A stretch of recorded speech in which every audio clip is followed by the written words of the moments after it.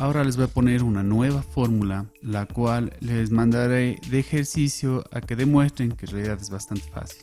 Listo, esto viene a ser la magnitud del vector que resulta del producto cruz. Recuerden que el producto cruz me devuelve un vector, pero acá está pidiendo la magnitud o norma de ese vector, de manera que el resultado de este cociente de acá pues me va a dar un escalar, me va a dar un número, no me va a dar un vector, ¿de acuerdo? Entonces en la primera fórmula estamos utilizando el producto punto y en la segunda fórmula estamos utilizando la magnitud del producto cruz, y de cualquiera de las dos maneras podríamos nosotros encontrar el ángulo entre los dos vectores u y b si aplicamos arco coseno o arco seno, depende de lo que ustedes tengan. ¿Para qué es útil esto de acá? Que imaginémonos que tenemos esos dos vectores ahí, si decimos el ángulo phi entre esos dos vectores sería ese ángulo de ahí, el ángulo interno. Podríamos proyectar p en u y formar un triángulo rectángulo.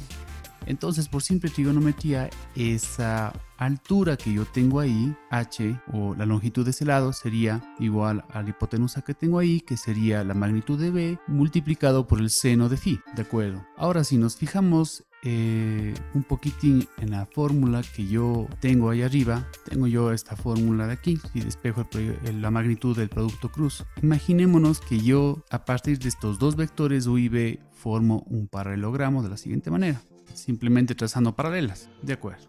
Entonces el área de este paralelogramo de aquí sería igual a una base por la altura que tengo acá. En este caso la base podría ser la magnitud del vector u, es decir, formo algo como esto. Entonces el área de esto de acá sería igual, reemplazando el valor de h, ¿verdad? Y esto luce exactamente igual a la fórmula que tenemos arriba. Por lo tanto, yo puedo fácilmente calcular de forma vectorial el área de este paralelogramo calculando la magnitud del vector que resulta del producto cruz. Recuerden que es la magnitud, es un número lo que me va a dar acá. Me va a dar un escalar, no me va a dar un vector, es la magnitud. Entonces sería simplemente esto. Nos dan dos vectores, calculo el producto cruz y luego calculo la magnitud de ese producto cruz. De esa manera no se van a olvidar. Bueno, veamos si hay un ejemplo por aquí. Tengo los siguientes dos vectores. Hagamos de cuenta que ese es u y hagamos de cuenta que este de acá es b. Listo. Entonces, dado ese caso de ahí, voy a aplicar la fórmula para poder hallar el área del paralelogramo que se formó acá. Entonces, simplemente sería la magnitud del producto cruz y listo. Entonces, hagamos el producto cruz de estos dos vectores de aquí. Ya es lo típico que hemos hecho siempre, sería una expansión por cofactores, hecho de la primera fila, y resolvemos las determinantes que tenemos acá, como siempre hemos hecho, y ya, me quedaría algo como esto de acá. Entonces este es un vector que es el producto cruz de u y b, y de aquí necesitaría sacar la magnitud de esto de acá, y esa sería la respuesta. Si hago b por u, recuerden que me va a dar el mismo vector pero con otra dirección. Por lo tanto, la magnitud de u por b, que es el área, es igual a la magnitud de b por u. Hagamos de cuenta que me da dos puntos, ¿no? Y esos dos puntos están en el espacio. Ustedes recuerdan, pues la magnitud del vector cuando está en el origen vendría a ser simplemente eso de ahí, pero ya cuando no está en el origen, pues sigue siendo la magnitud, la longitud del vector. Es la distancia entre dos puntos a final de cuentas. Es exactamente lo mismo, es la distancia entre dos puntos, la distancia entre el punto P y Q, y esa viene a ser la magnitud del vector que está denotado por los puntos P y Q. Un ejemplo de dos puntos, digamos que este vector de acá le llamo U o B, y la magnitud de este de acá, si le hago terminal Q, tendría algo como esto. Si yo cogiera QP, pues igual no va a haber ninguna variación ahí. Pero ¿cuáles serían los componentes del vector B? Porque tengo dos puntos ahí. Si yo tenía el vector en el origen, los componentes era fácil, porque como era un punto, pues los componentes coinciden ahí y va a ser igual a x1 y y1.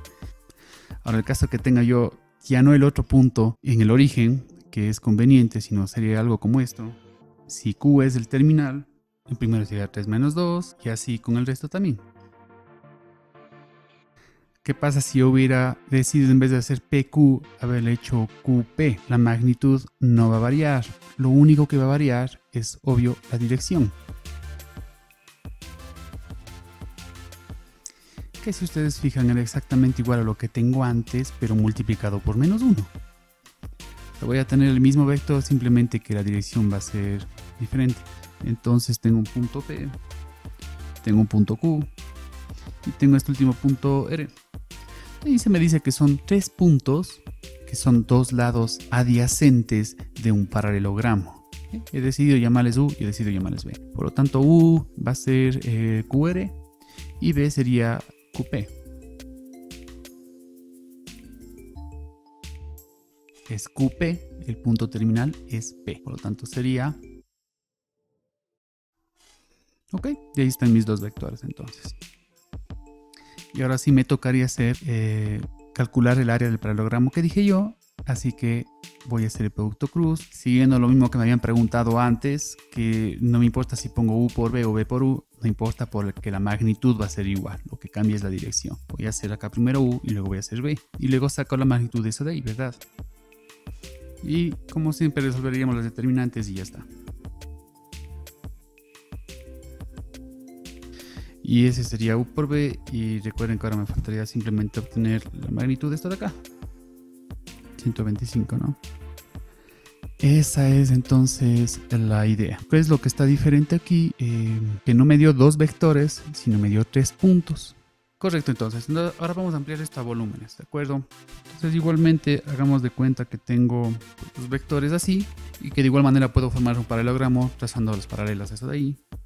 Y ahora podría ampliar esto de aquí a hacer un volumen, ¿no?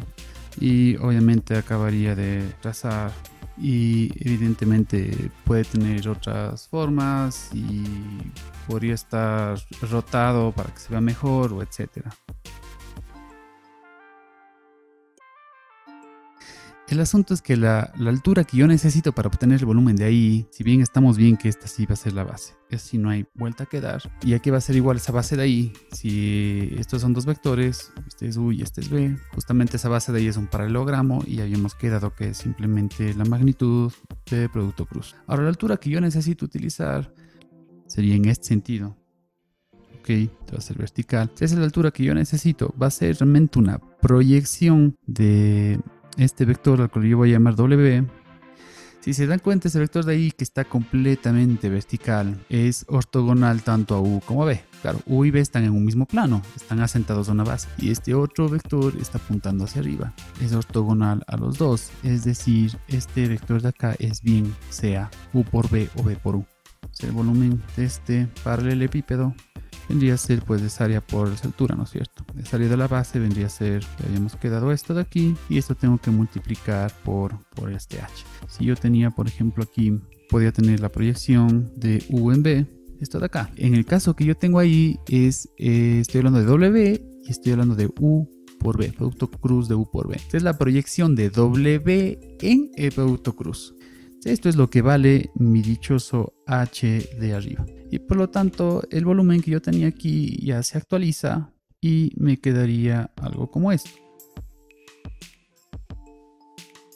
Donde la base es dos de ellos, uno de los lados también, ¿verdad? Estaba dado por otro vector más. Este producto punto o escalar entre W y producto cruz de dos vectores más tiene un nombre, por si acaso ven los libros, se denomina un triple producto escalar. Tengo U y menos J, B igual a menos, pero no, más 3i más 2k, y W es menos 7j más 3k. Acá tengo pocos componentes, va a estar rápido y fácil. Igualmente pongamos primero U y luego B. Entonces ahora sí tendría